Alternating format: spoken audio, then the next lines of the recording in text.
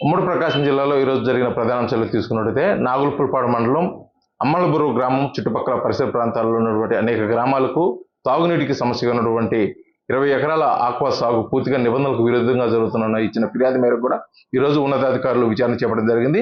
ఈ ఆక్వా సాగు పూర్తిగా నిబంధనలకు విరుద్ధంగా జరుగుతుందని చెప్పేసి వారి నివేదికను కూడా ఉన్నతాధికారులకు తెలియజేయడం జరిగింది.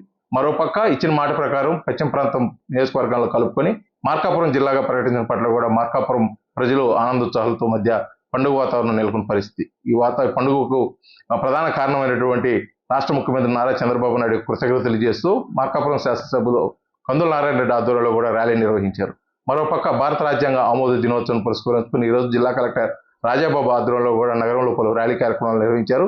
అంబేద్కర్ విగ్రహానికి పూలమాల దండలు వేసి ఘన నివాళులు కూడా అర్పించడం జరిగింది. భారత రాజ్యాంగం ఈరోజు ఆమోదించడం వల్ల కూడా దేశంలోని ప్రతి ఒక్కరూ ఎంతో గర్వంగా తలెత్తుకొని జీవించే పరిస్థితి ఏర్పడిందని చెప్పేసి రాజాబాబు కూడా తెలియజేయడం జరిగింది.